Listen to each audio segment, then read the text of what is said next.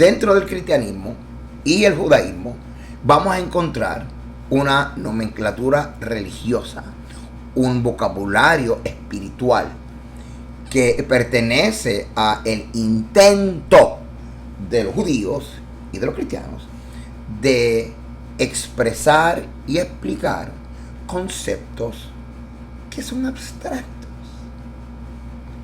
Hay una palabra o frase, si pudiéramos decir, que comparte el judaísmo y el cristianismo y no está ni en la Biblia. Es la palabra Shekinah o Shekinah. La frase Shekinah, gloria, no está en la Biblia, pero viene de aproximadamente la experiencia de primer siglo, y digo la experiencia porque los judíos y los fariseos, tratando de plasmar en conceptos concretos lo que sería una experiencia real, histórica para Israel, que es la manifestación de la presencia de Dios, como cuando ellos lo vieron en el tabernáculo, lo vieron en la inauguración del primer templo, como la experiencia que tuvo Moisés cuando lo vio en el arbusto que ardía y no se consumía. En la teología cristiana encontramos la palabra teofanía, que también tiene la intención de explicar este fenómeno, de esta manifestación visible de la presencia de Dios. Así que este va a ser mi tema para esta parashá, Bejalotja 2021. Voy a estar hablando un poquito acerca de la columna divina. Espero que lo disfruten.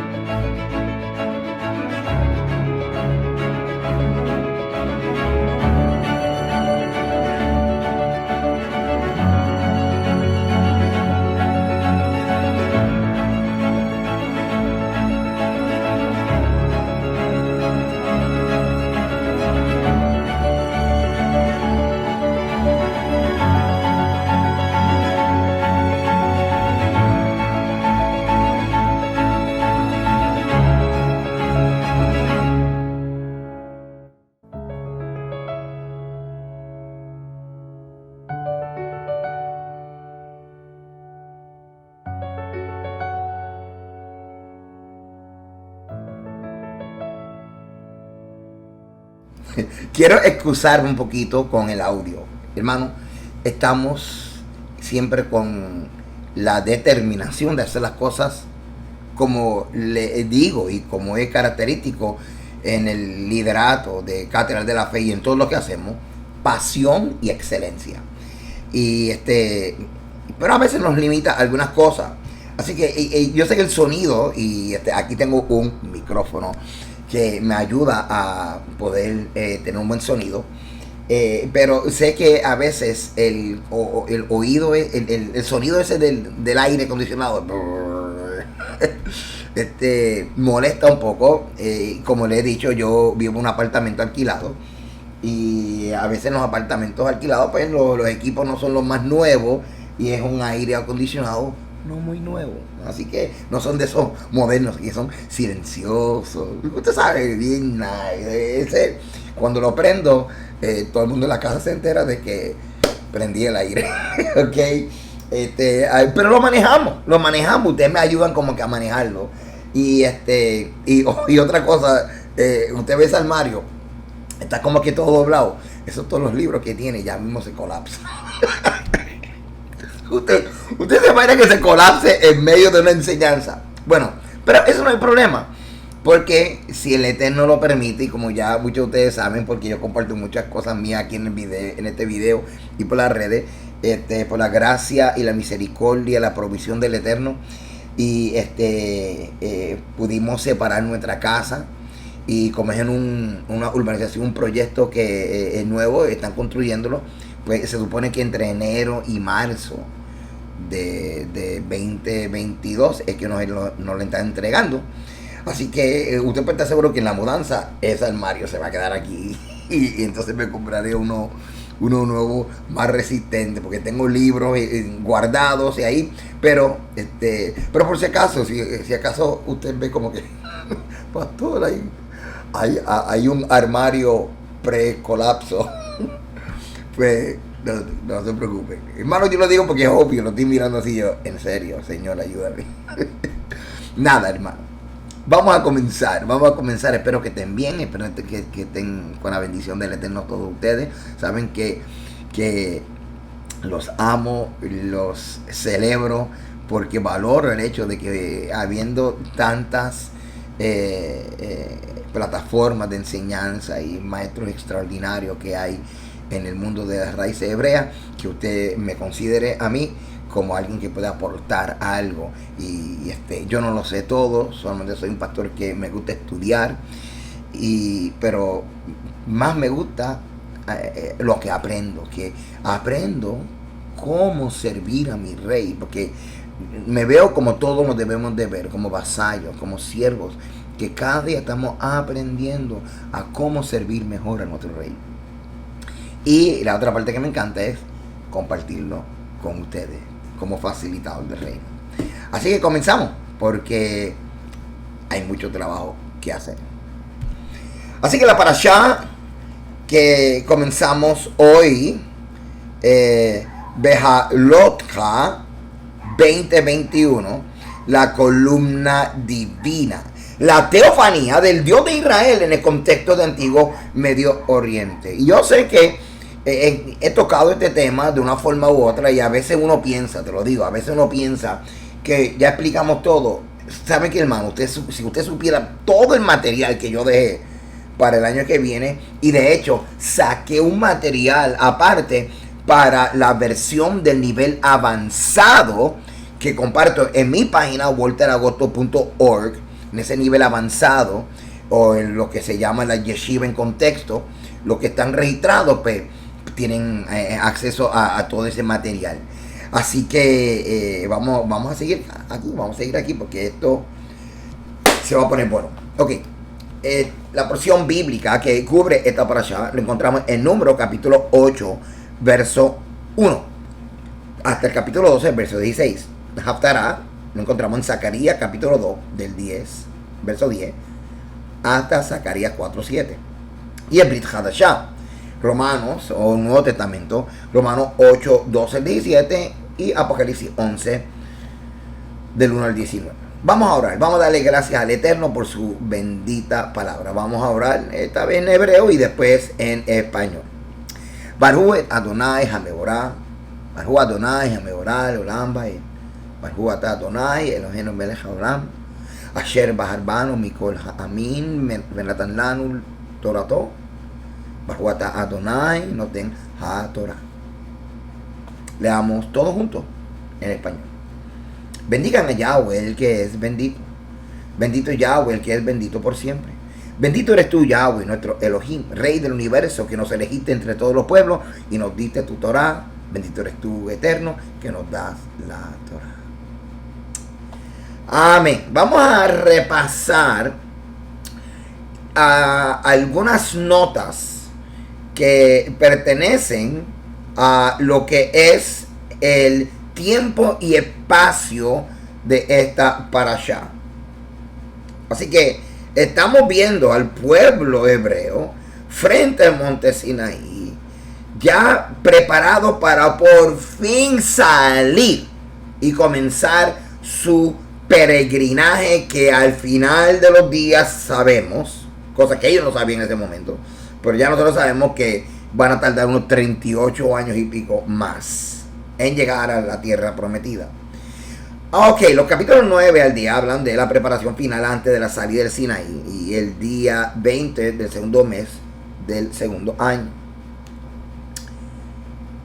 Así que del capítulo 9, versos 15 al 23, comenzamos a ver lo que es la nube divina. La nube divina que funciona como escudo, como protección, como testimonio de la presencia de Dios en medio de su pueblo, pero también funciona como guía, Así que eso es lo que estamos viendo en Números capítulo 9, del verso 15 en adelante. Y eso pues usted lo puede leer en su Biblia.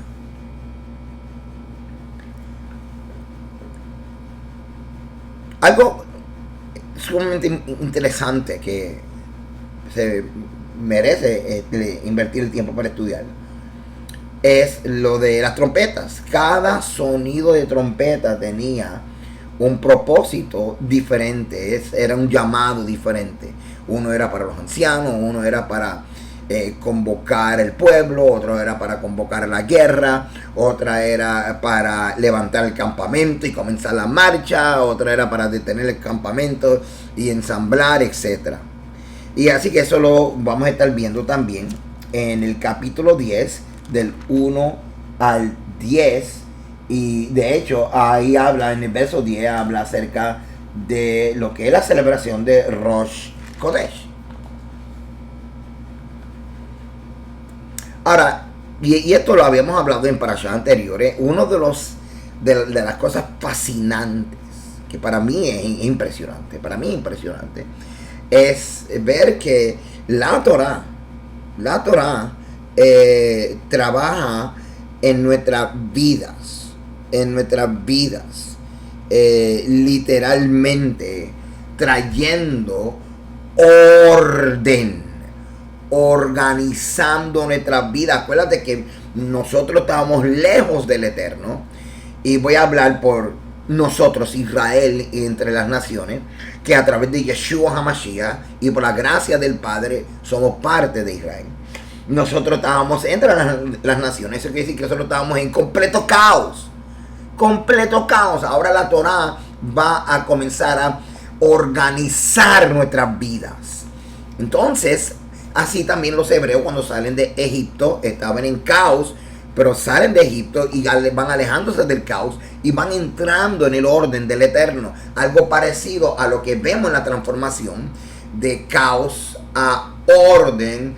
Es etapa no funcional a funcional, lo que estamos viendo literalmente en Génesis, capítulo 1 y 2. La tierra estaba desordenada y vacía, una forma de decir que estaba en caos, que no había orden. Así que mira lo que hace la Torah. Todo es el efecto de la Torah, orden. Así que el campamento está en orden, y el reto es ellos seguir caminando por todo el desierto en el orden que refleja el orden del campamento de Israel. Y esto es importante. Esto es importante porque una de las cosas que nosotros estudiamos y vemos es que el campamento también representa el trono de Dios aquí en la tierra. Así que imagínate el trono de Dios aquí en la tierra moviéndose en desorden. No la hace. Así que por eso es que es tan importante la formación de la marcha. Tiene que darle continuidad a el orden que encontramos en términos funcionales en el campamento. Ok, y comenzamos a definir conceptos, y esta es la primera vez que yo trabajo esta palabra y este concepto. Teofanía. ¿Qué es teofanía? Teofanía significa manifestación, aparición o revelación de la divinidad. Se deriva de la voz griega teofanea, palabra que se compone de teos, que significa Dios, y faino, aparecer. En muchas religiones encontramos diversas manifestaciones de la divinidad, ya sea en forma perceptible, según narran los distintos mitos religiosos, ya en forma de sueño, éxtasis o visiones. Así que en la experiencia de Israel registra cómo Dios se mueve, interviene, hace acto de presencia, se manifiesta en la historia de Israel. Así que la revelación del Dios de Israel no está, no se establece en Israel a través de mitos que definen una simbología de la deidad, la simbología de la deidad expresada en la naturaleza como otras naciones. Por ejemplo, Israel no tiene esto de que nuestro Dios es real porque el monte representa a Dios, y nuestro Dios es real porque el viento representa a Dios y el Dios del viento. No, Israel dice nuestro Dios es real porque a través de nuestra historia se ha manifestado, lo hemos visto. Y, o sea, vieron la diferencia. Así que el Dios de Israel, encontramos su testimonio a través de la historia de Israel. Y no es que Israel está imitando a las demás naciones, estableciendo que los elementos de la naturaleza son diferentes dioses o diferentes facetas de una deidad. Así que Dios guía a Israel en su marcha por el desierto a través de esta manifestación de su presencia en forma de un fuego. Esto es importante que voy a decir, un fuego envuelto en una nube. Así que nosotros, de hecho, hay hasta coritos cristianos que habla acerca de columna de fuego de noche, nube de día. Hay un corito así que canta así. Así que nosotros estamos acostumbrados a ver que durante el día la manifestación era una columna de nube, una nube. Pero entonces de noche era una columna de fuego. Pero quiero que usted se enfoque en esta frase que le estoy compartiendo: presencia en forma de un fuego envuelto en una nube. Porque la forma de ver la columna de nube, guardando y escondiendo dentro de él el fuego que representa también a Dios, es una apreciación que pertenece a la cosmovisión, la forma de ver el mundo de Antiguo Medio Oriente.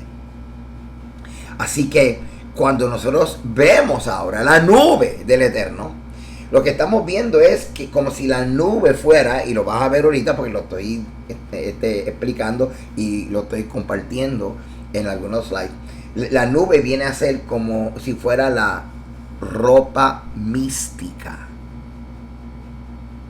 que esconde y contiene el fuego divino. Así que sí, esto que te acabo de decir es la forma de entender esta manifestación, teofanía, la Shekinah gloria, en los ojos y en la mentalidad de Antiguo Medio Oriente. Y de hecho en el judaísmo se enseña de que el Eterno, cuando apareció en el Sinaí, él estaba envuelto en un talit. Él no tenía ningún talit. Él no tenía ningún talit. Sin embargo, si tú estudias la forma antigua de entender esta manifestación, que es fuego escondido y envuelto en una ropa mística que sería la nube, pues entonces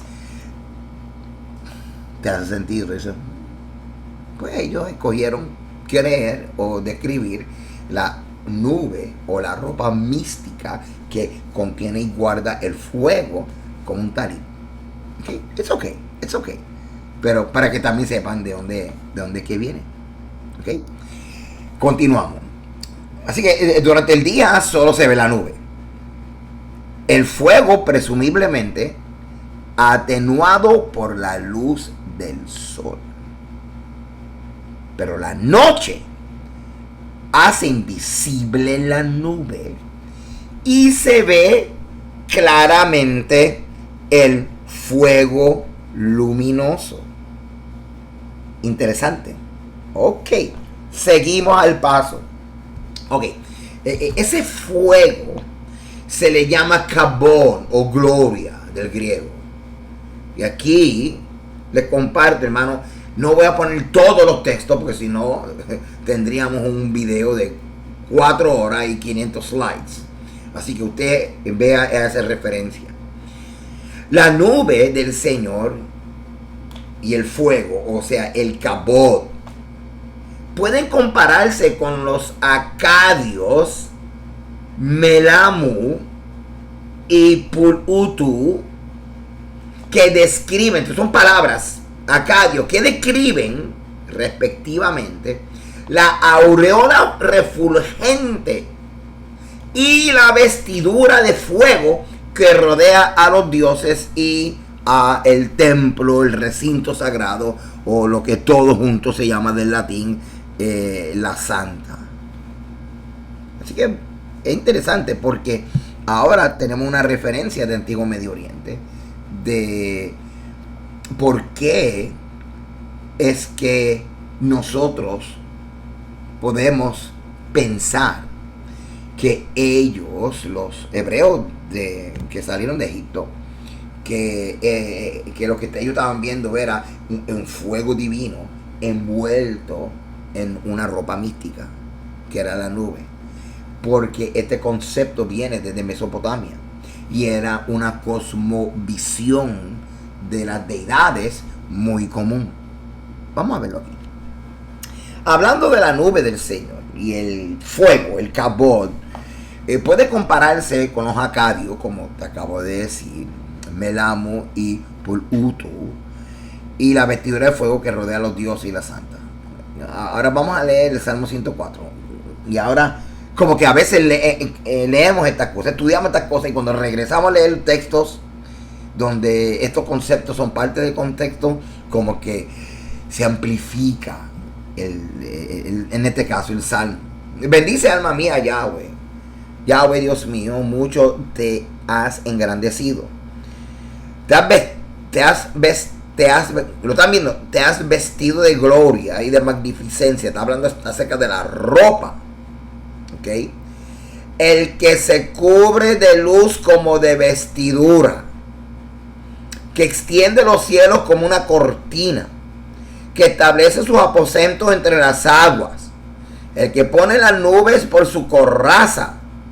Ok, porque ahora esta frase es muy ugarítica, porque estamos viendo una alusión a el Dios que cabalga sobre las nubes, que usa nubes como si fuera su carroza, lo que se llama el Storm God, o el Dios de la tormenta, el Baal. Ok, el que pone las nubes por su coraza, el que anda sobre las alas del viento.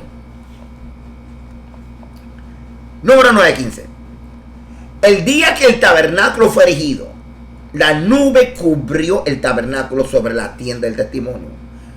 Y a la tarde había sobre el tabernáculo como una apariencia de fuego hasta la mañana.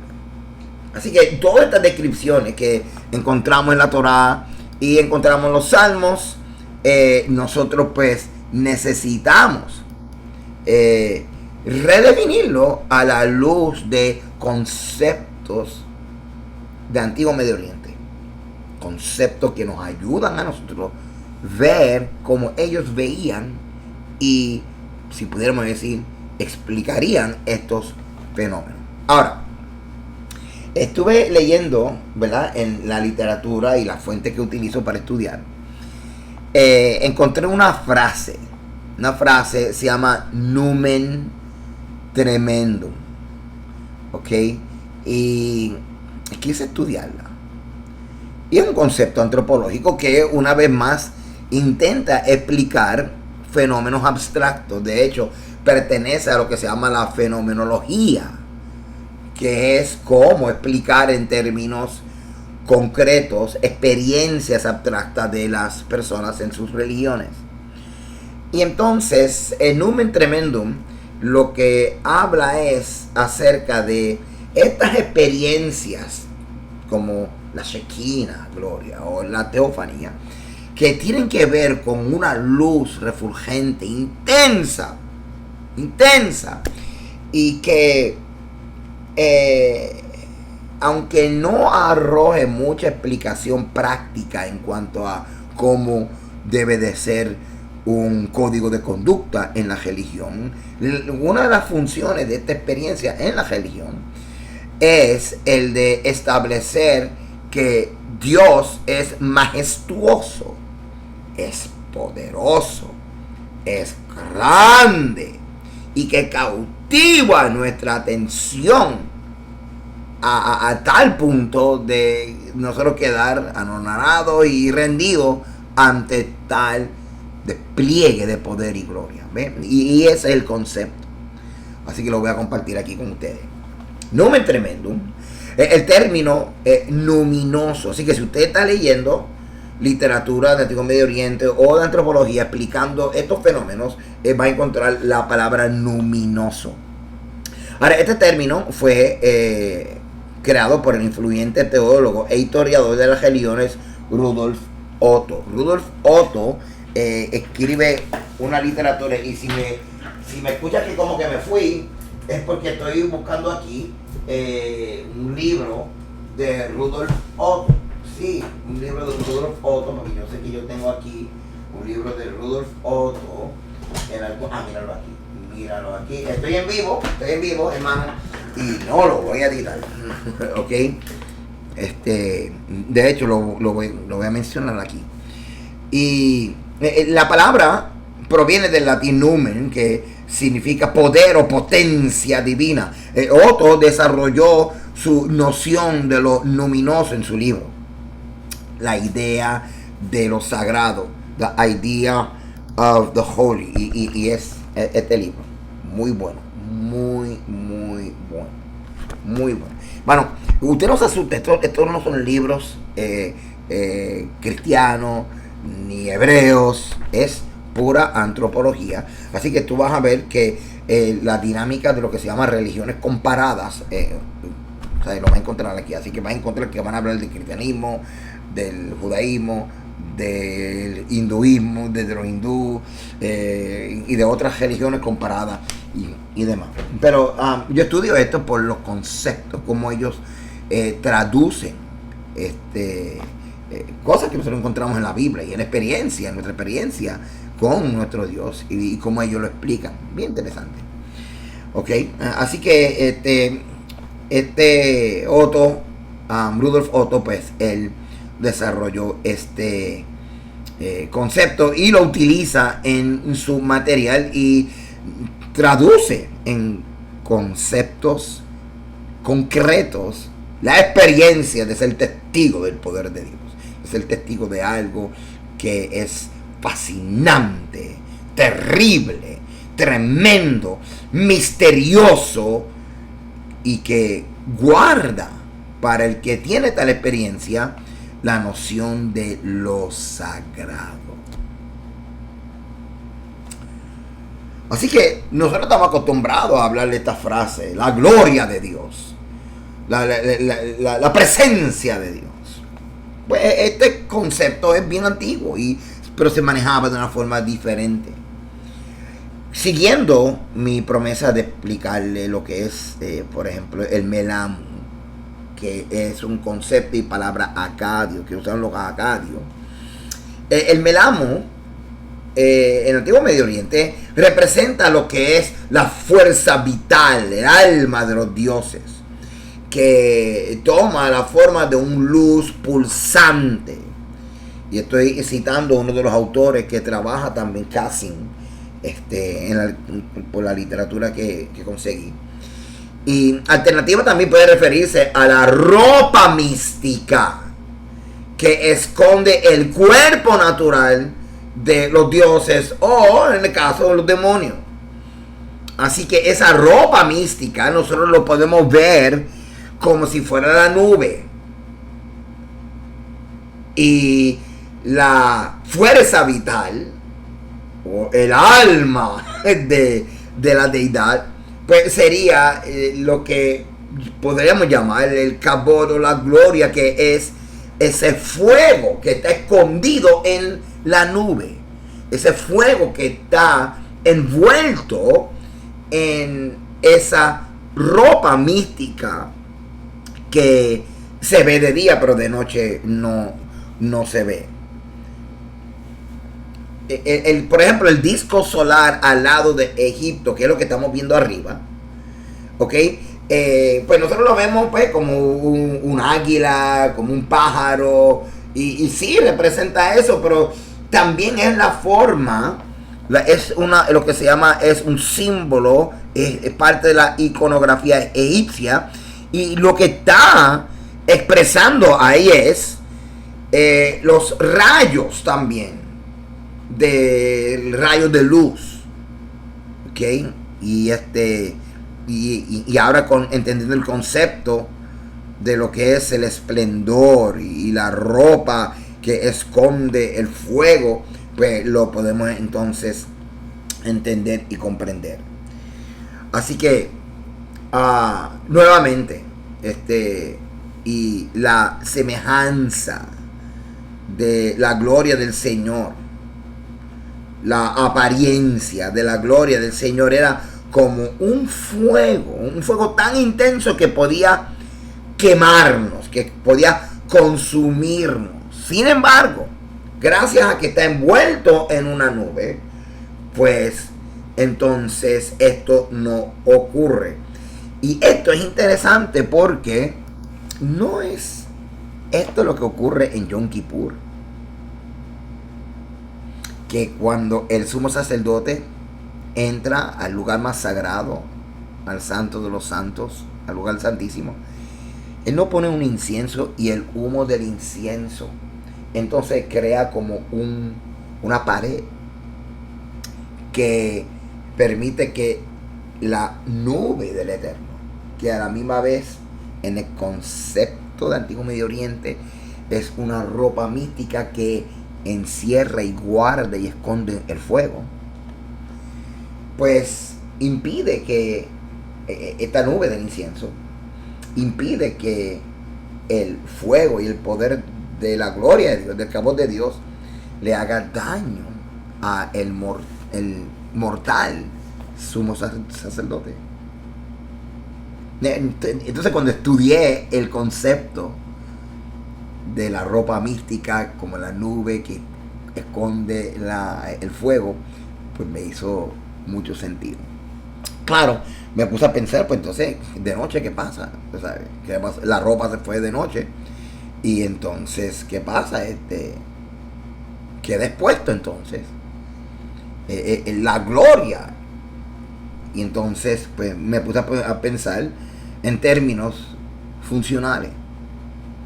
O sea, pues entonces Dios no podría guiar al pueblo si la ropa mística que esconde el fuego está ahí. Así que ahí entonces mi mente hizo boom. Yo dije, es una manifestación de la presencia de Dios. Pero esa manifestación de la presencia de Dios, aunque nos envuelve en una experiencia de awe, en inglés awe, de asombro, de uno, oh my God, la presencia de Dios, mira, es una nube intensa. Sin embargo, esa nube intensa de día los guiaba, pero la nube no estaba y exponía el fuego para que continuaran caminando de noche. Así que no solamente producía esta experiencia de asombro, sino que era funcional, porque entonces los podía guiar tanto de día como de noche. Ok, vamos a leer un momento Ezequiel 10:4. Entonces la gloria de Yahweh se elevó de encima del querubín. Estamos viendo aquí lo que estudiamos en el tema pasado. Si usted me sigue toda la semana, cuando hablamos acerca del tema del abandono del templo. Muy importante. Entonces la gloria de Yahweh, o el cabor, el honor de Yahweh, se elevó de encima del querubín al umbral de la puerta, y la casa, o sea el templo, fue llena de la nube, y el atrio se llenó del resplandor de la gloria de Yahweh. Leemos también Éxodo 40, 34 en adelante. Entonces una nube cubrió el tabernáculo de reunión, y la gloria de Yahweh llenó el tabernáculo. Y no podía Moisés entrar en el tabernáculo de reunión porque la nube estaba sobre él y la gloria de Yahweh lo llenaba. Y cuando la nube se alzaba del tabernáculo, los hijos de Israel se movían en todas sus jornadas. Así que, hermano, esto es importante porque lo que estamos leyendo aquí, como te acabo de decir, es la parte funcional, la función, la parte práctica de esta manifestación. Porque ¿de qué vale? Ok, él manifiesta su presencia y todo el mundo, oh, wow, qué grande, impresionante. Mi Dios es majestuoso, mi Dios es poderoso, amén. Pero también mi Dios es práctico. Entonces, ¿qué es lo que está ocurriendo? Estos movimientos de la presencia de la nube y el fuego son parte de la función del Dios que guía. Ok, continuamos. Pero si la nube no se alzaba, no se movía hasta el día que ella se alzaba, porque la nube de Yahweh estaba de día sobre el tabernáculo y el fuego de noche sobre él, a vista de toda la casa de Israel en sus jornadas. Así que, ¿qué es lo que está ocurriendo? Bueno, cuando la nube de fuego desciende sobre el tabernáculo, lo que acabamos de leer, o lo deja, aunque el tema de Ezequiel 10:4 es abandono, pero escogí este verso porque es un movimiento, lo que se llama dramático, movimiento dramático, ¿okay? O lo deja, se expande hacia el patio, el azará, para que el personal consagrado no pueda entrar, y esto es lo que estamos viendo, que Moisés no puede entrar, ¿sí? Por causa de este movimiento. Y lo que es interesantísimo es que hay un momento cuando se mueve el poder de Dios, se mueve la manifestación de Dios, pero los oficiales del templo no se pueden mover. Y hay otro momento cuando se mueve el poder de Dios, la manifestación de Dios, y se espera que se mueva. Esto me habla a mí acerca de relación. Relación. Porque hay unos momentos donde el hombre entiende que es tiempo de no moverse, de ver qué es lo que Yahweh está haciendo, como nos debe de ocurrir a nosotros cuando con calma esperamos en Yahweh. Él se está moviendo y nosotros tenemos que estar quietos viendo cómo Él va moviendo fichas en su voluntad y a nuestro favor.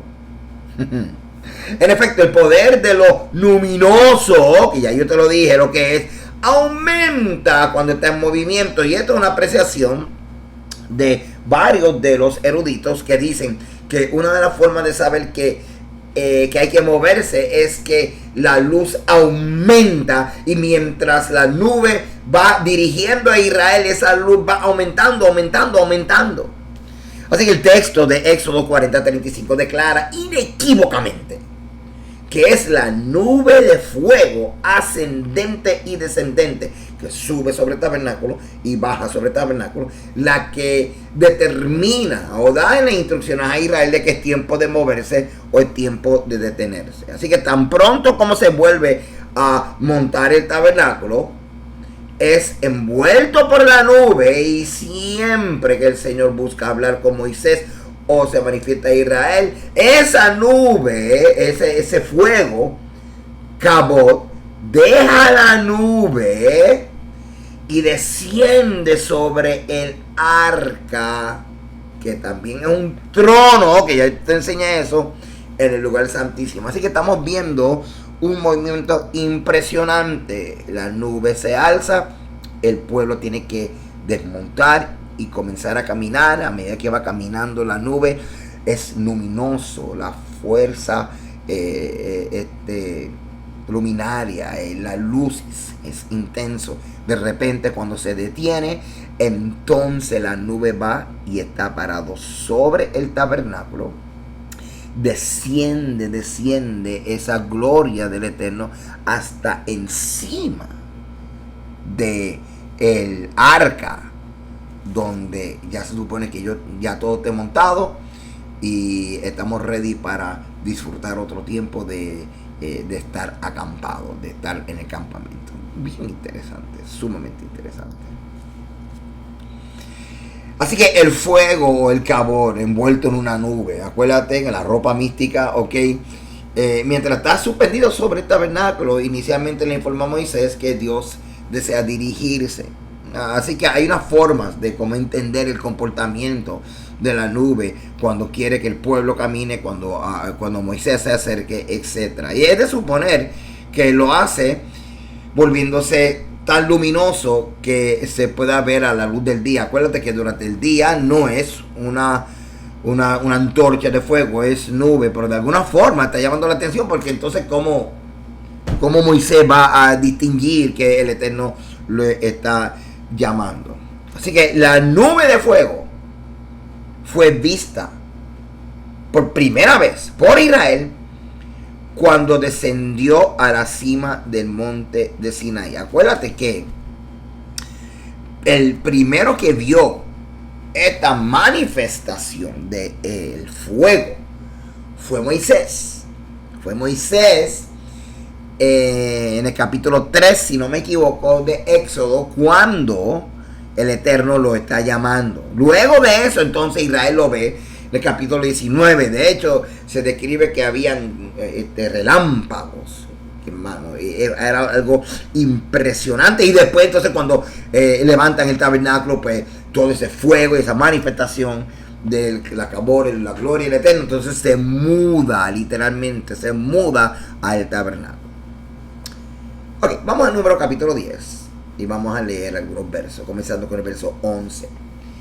Y es una vez más en ese momento en que los israelitas comienzan a moverse en su peregrinaje en el desierto. En el año segundo, en el mes segundo, a los 20 días del mes, la nube se alzó del tabernáculo del testimonio. Así que sabemos, es tiempo de movernos. Y partieron los hijos de Israel del desierto de Sinaí según el orden y marcha. Y se detuvo la nube en el desierto de Parán, partiendo la primera vez al mandato de Yahweh por medio de Moisés.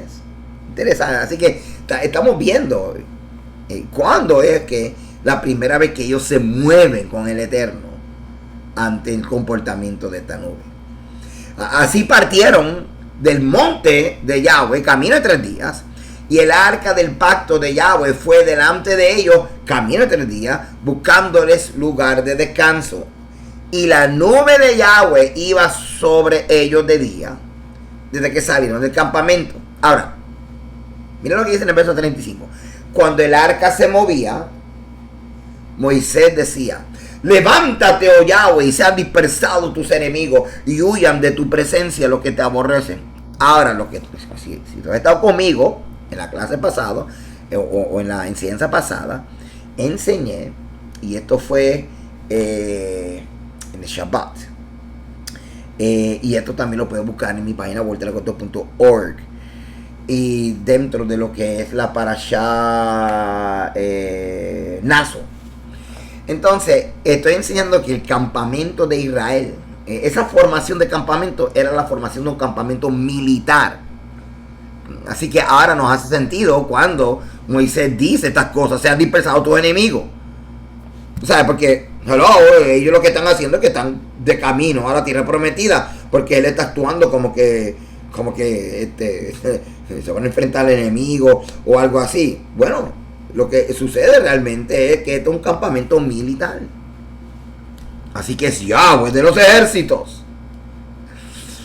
Y cuando ella se detenía, decía: vuelve, oh Yahweh, a los millares de Israel.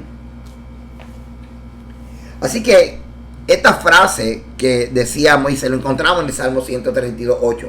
Levántate, oh Yahweh, al lugar de tu reposo, tú y el arca de tu poder, tus sacerdotes se vistan de justicia y se regocijen tus santos, que es Israel, por amor de David tu siervo, no vuelvas de tu ungido el rostro. Ahora, vamos a pensar. Si David escribió este salmo, entonces David escribió el salmo basado en lo que decía Moisés cuando el arca estaba delante. Son una inferencia, ¿ok? Pero es interesante ver la relación del salmo con lo que encontramos, ¿verdad? En el relato, en Números, cuando el pueblo sale de el monte Sinaí rumbo a la tierra prometida. Seguimos con el Salmo 132, verso 11. En verdad juró Yahweh a David, y no se retractará de ello. De tu descendencia pondré sobre tu trono. Y esto es importante porque esto tiene que ver, jóvenes, con el pacto davídico, donde el Eterno le promete a David que siempre habrá un rey judío o descendiente de David sobre el trono de Israel. Verso 12. Si tus hijos guardaren mi pacto y mi testimonio que yo les enseñaré, sus hijos también se sentarán sobre tu trono para siempre. Y esto pues me está hablando a David. Y mi testimonio que yo le enseñaré, sus hijos también se sentarán sobre tu trono para siempre, porque Yahweh ha elegido a Sión, la quiso por habitación para sí. Este es para siempre el lugar de mi reposo. Aquí habitaré porque la he querido. Bendeciré abundantemente su provisión. A sus pobres saciaré de pan. Asimismo vestiré de salvación a sus sacerdotes, y sus santos darán voces de júbilo. O sea, todo Israel. Allí haré retornar el poder de David. He dispuesto lámpara a mi ungido. A sus enemigos vestiré de confusión, mas sobre él florecerá su corona. Hermoso salmo, ¿verdad? Ok. Así que están saliendo de el Sinaí. Está la nube al frente. Vimos lo que el Salmo 132 está citando lo que Moisés decía. El reflejo de que estaban conscientes de que era un campamento militar y que Yahweh era un Dios de guerra. Número 10:1. Yahweh habló a Moisés diciendo: hazte 2 trompetas de plata, de obra de martillo las harás, las cuales te servirán para convocar la congregación y para hacer mover el campamento, los campamentos. Y cuando las tocaren, toda la congregación se reunirá ante ti a la puerta del tabernáculo de reunión. Mas cuando tocaren solo una, entonces se congregarán ante ti los príncipes, o sea, los líderes, los jefes de los millares de Israel. Y cuando tocares alarma, entonces moverán los campamentos de los que están acampados al oriente. Y cuando tocares alarma la segunda vez, entonces moverán los campamentos de los que están acampados al sur. Alarma tocarán para sus partidas. Así que aquí estamos viendo donde aparece en la escritura lo que es el protocolo de las trompetas siendo señal para avisar al pueblo a comenzar a marchar.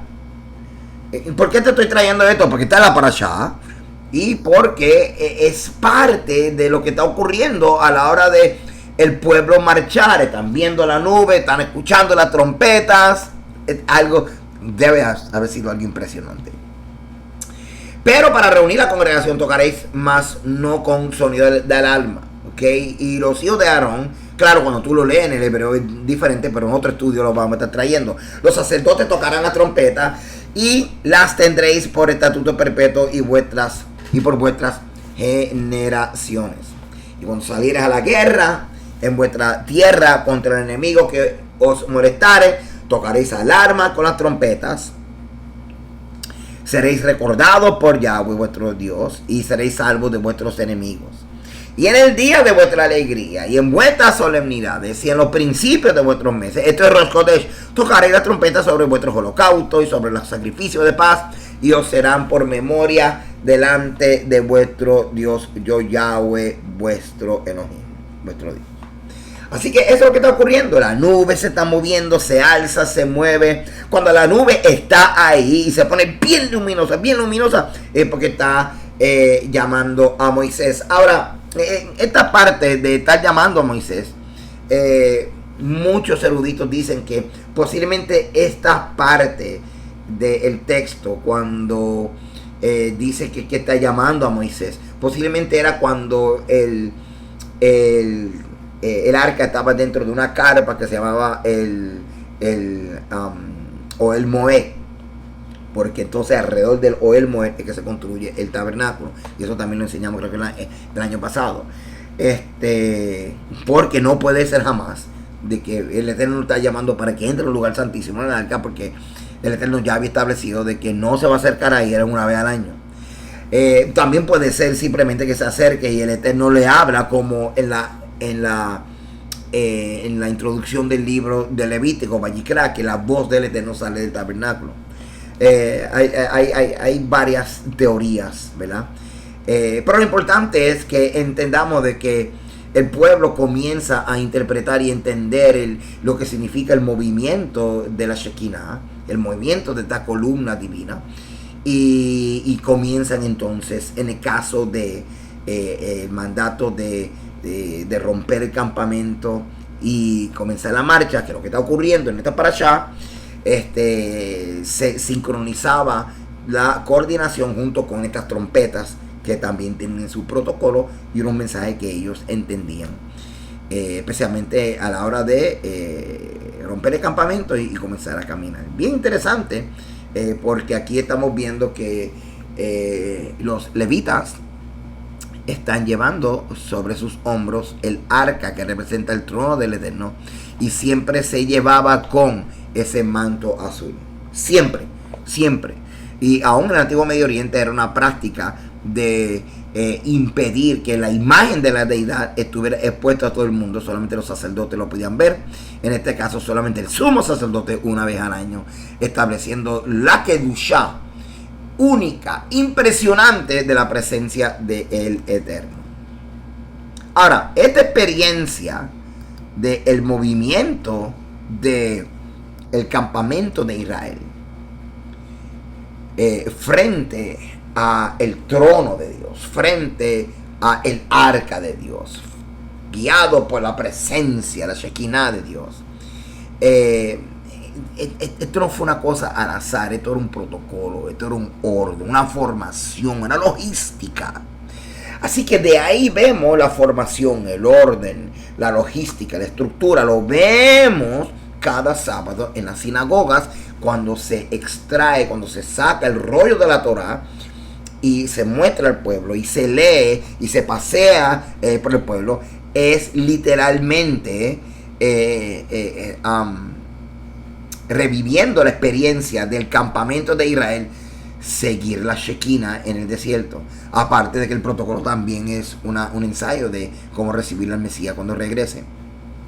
Así que cuando entendemos todas estas cosas, vemos que lo que estamos estudiando es el contexto de la liturgia del templo. El contexto de la liturgia de los sábados, que tiene que ver literalmente, hermano, literalmente con lo que es ensayar cuando venga el Mesías, lo que es ensayar cuando venga el rey de Israel, Yeshua. Pero también es revivir la experiencia del campamento, romper su formación de campamento y comenzar el peregrinaje en el desierto. Bien interesante, veamos esto aquí. Por ejemplo, cuando se hace el Amidá, esto es bien importante, hermano, porque nosotros a veces pensamos que todas estas cuestiones, hermano, todas estas cuestiones es simplemente inventos de los judíos, que no tienen nada más que hacer y quieren hacer estas letanías. Y sin embargo, gracias a estas liturgias, Israel puede revivir su historia. ¿Ves? Gracias a estas liturgias, Israel, los judíos, Israel puede contarle a sus hijos acerca de la historia de Israel. Y más, cuando estamos hablando de que en la historia de Israel es que vemos la manifestación del poder de Dios, la manifestación de la presencia de Dios.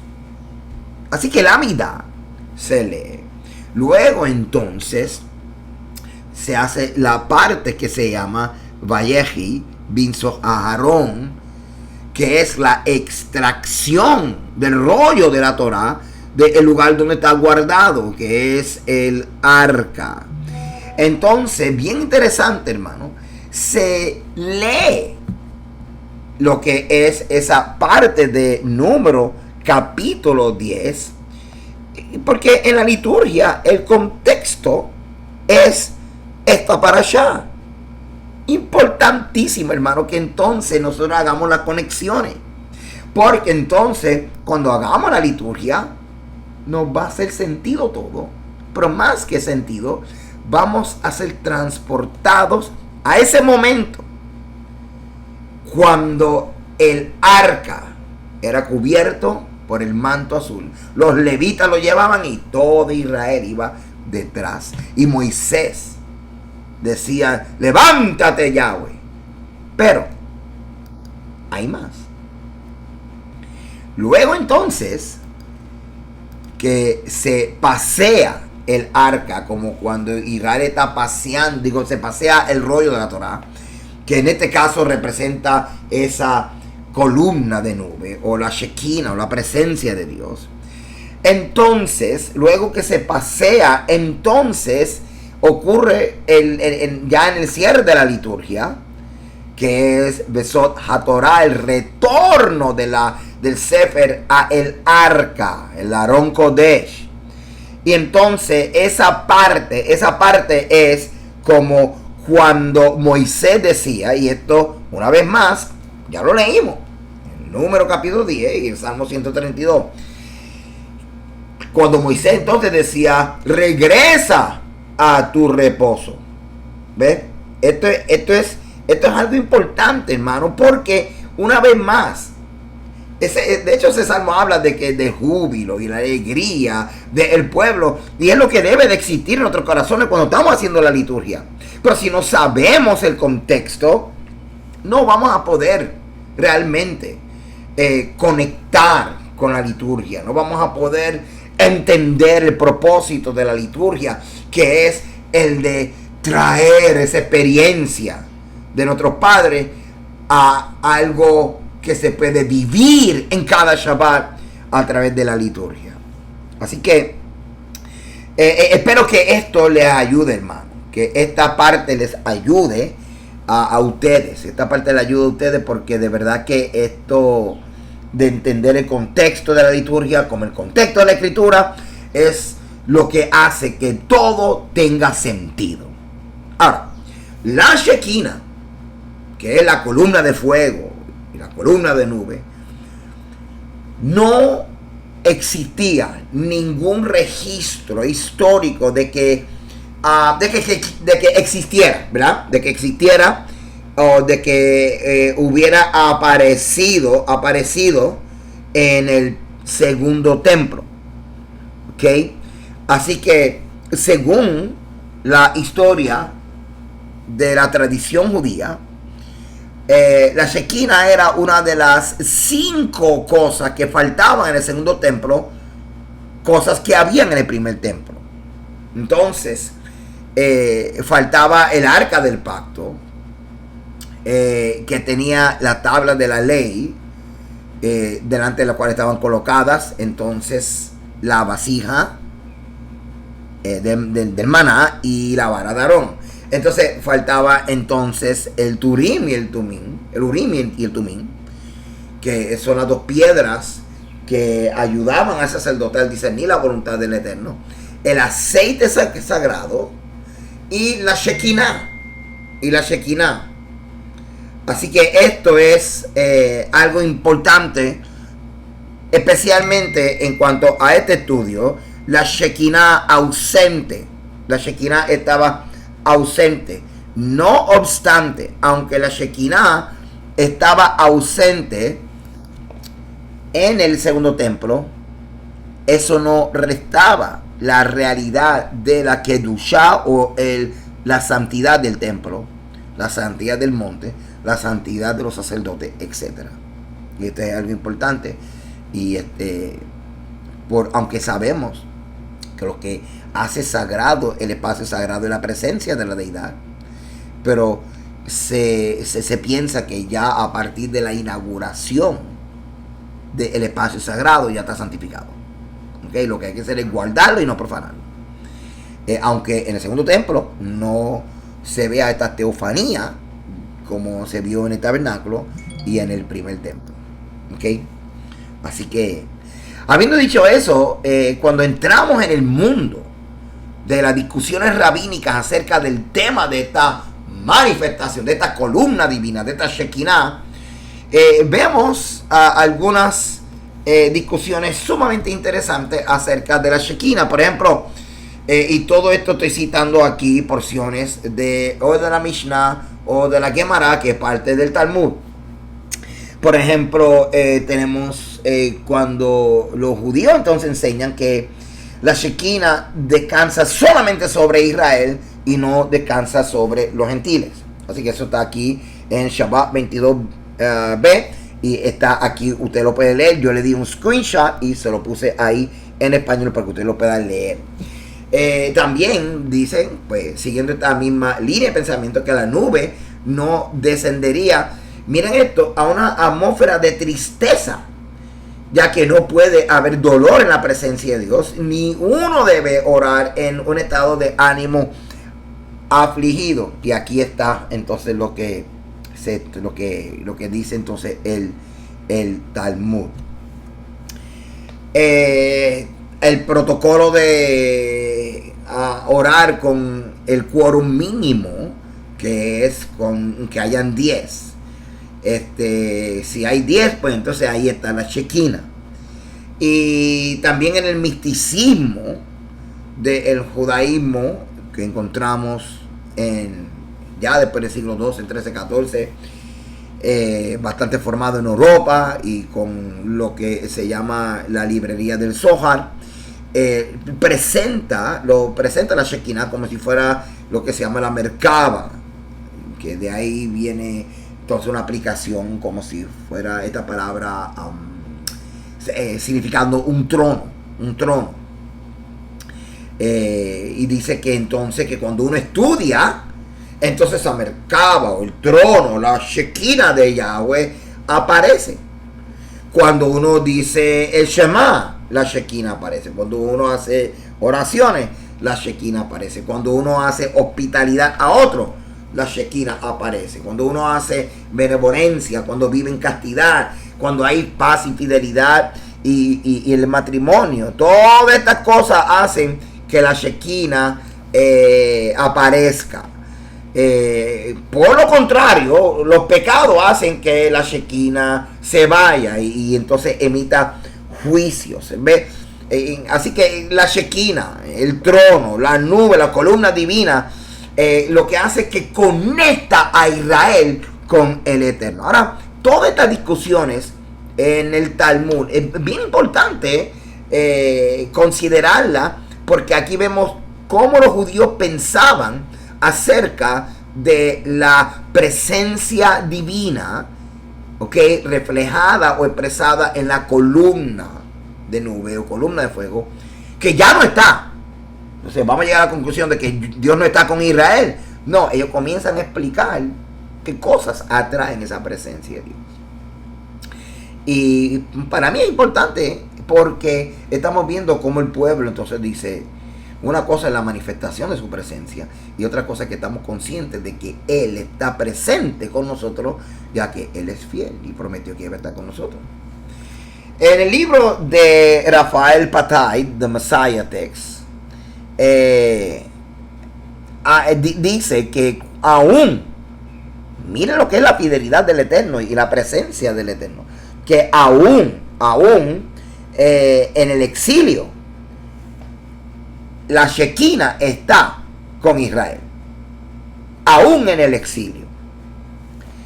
Ok, así que ubicándolo un poco, usted sabe que a mí me gustan los mapas y todas estas cosas. Número capítulo 10 del 11 al 36, seguimos. Estamos hablando de que ellos están paseando por todo el desierto de Parán. Y entonces, simplemente aquí hay una foto del desierto de Parán y el mapa. Así que, porque me gustan los mapas nos ubican en espacio y en tiempo. Y esto es, pues, bien importante para nosotros estudiar con uno de los elementos del contexto, que es geografía. Y por eso es que siempre le traigo esto. Ok. Seguimos con la descripción de esta teofanía como columna de fuego y de nube. Aunque la Biblia misma no usa esta designación Shekinah, la nube, las teofanías asociadas a menudo se llaman gloria Shekinah o Shekinah gloria o simplemente Shekinah, que son términos judíos que entraron en la teología cristiana a través de la literatura rabínica. Así que, debido a que el resplandor y el esplendor de Dios son tan abrumadores, porque ningún hombre puede mirarlo así, porque sí, vivir. Ese esplendor, esa, voy a decirlo otra vez, esa ropa mística, la nube oculta dentro de sí mismo lo que pudiera ser lo más peligroso para el hombre, que es la gloria, el kabod, el fuego. Así que la teofanía de la nube está asociada con una variedad de funciones, como ya dije. Como a todos ellos, es que es una expresión visible de la presencia de Dios. Es una de las funciones. Presentarnos a un Dios tangible, ¿okay? Un Dios que está y da testimonio de que está, que no es una idea. Cuando leemos que dice que la nube llenó el tabernáculo y que estuvo allí de día y de noche, que aparecía en el día de expiación, estamos hablando del Dios que está. Cuando vemos esa nube, específicamente el fuego que consume los sacrificios, tanto en el tabernáculo como en el primer templo, en sus respectivos días de dedicación. Estamos viendo el Dios que está.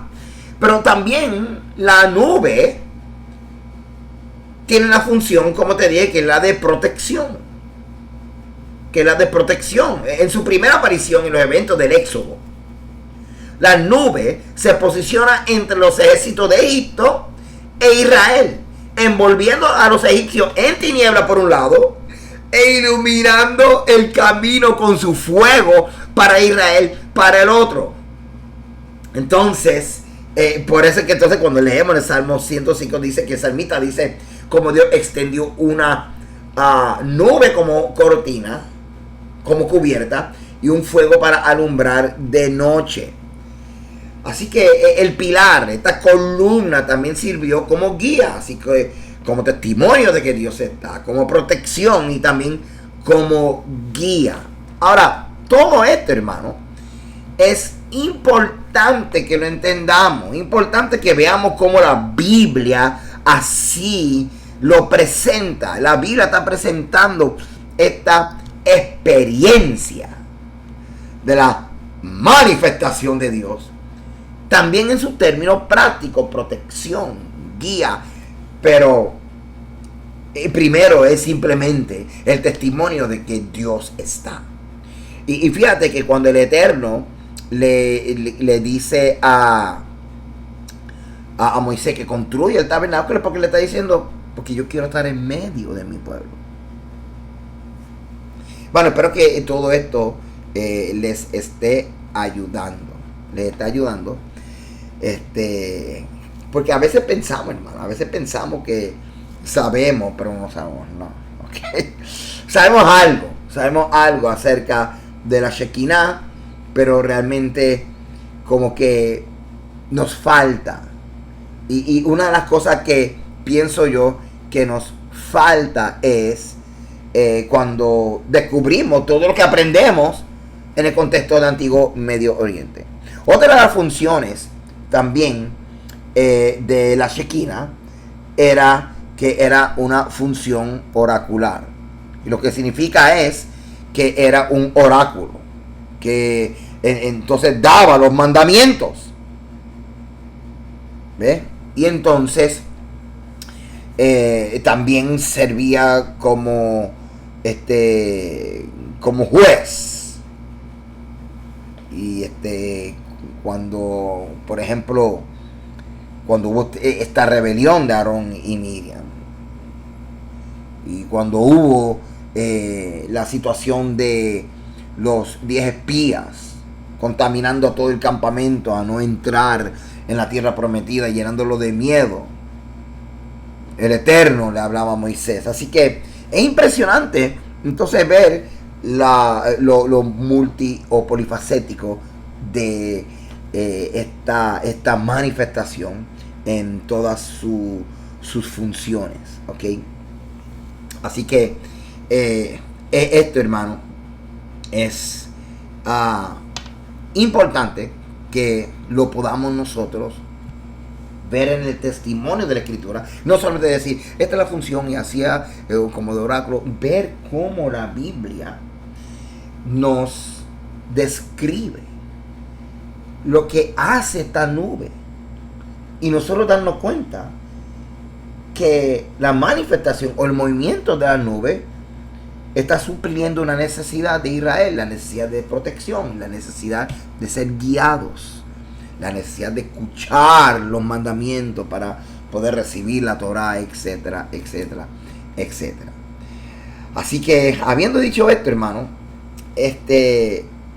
una de las cosas, ¿verdad? Y quiero ya terminar con esto, es que cuando hablamos acerca de la nube, estamos hablando acerca del honor del Eterno.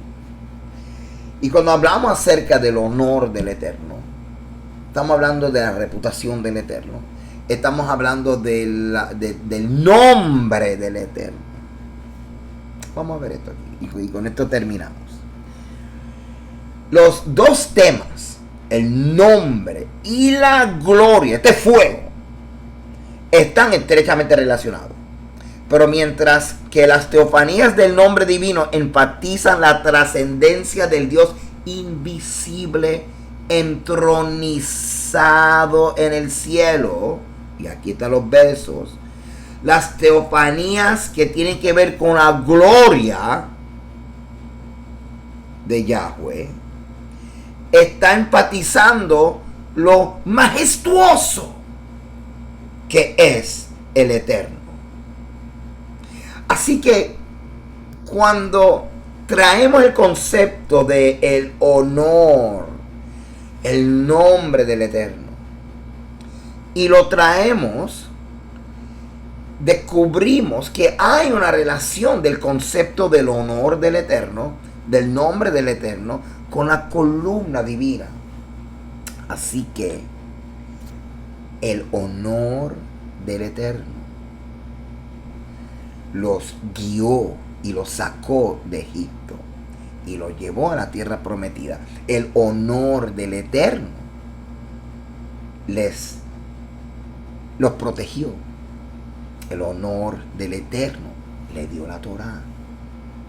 Toda esta manifestación es otra forma de ver la función de la reputación de Dios, la función del honor de Dios.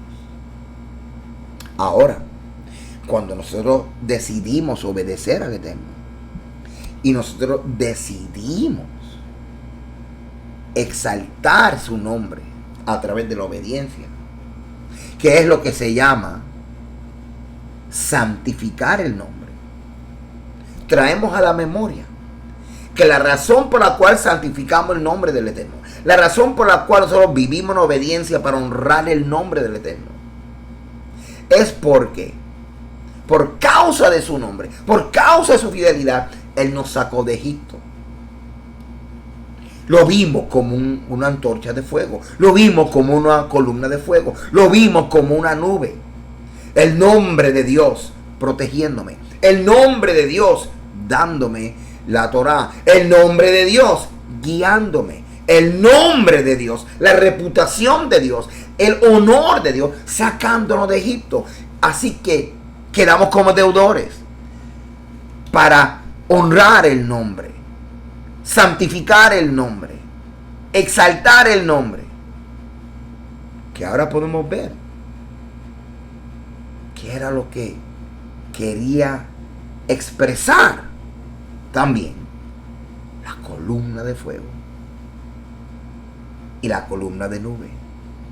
La columna divina era una manifestación del poder de Dios, una manifestación pública del esplendor, de lo majestuoso que es el trono de Dios. Y se resume la reputación del Eterno, el nombre del Eterno. Es grande, es poderoso, es asombroso, tan grande y tan poderoso, tan asombroso como la nube que los sacó de Egipto, como la columna de fuego que los protegió contra los egipcios. Amados, espero que les haya ayudado esta enseñanza. Hay mucho todavía que hablar. Te invito a que, si usted está inscrito en mi página, usted debe de recibir una notificación, porque posiblemente a las 24, 48 horas de ver por primera vez esta enseñanza, esté subiendo la versión avanzada. Tengo una versión avanzada de esta parashá para compartir con los que están en mi página también. Así que, ¿qué más le puedo decir? El Señor te bendiga, el Señor te guarde. Espero que hayan podido disfrutar una nueva forma de ver la Shekinah, de ver la nube. Y lo que quise traerlo es lo funcional, que es esta experiencia maravillosa de ver algo tan majestuoso como una nube de día y una columna de fuego de noche. Shalom.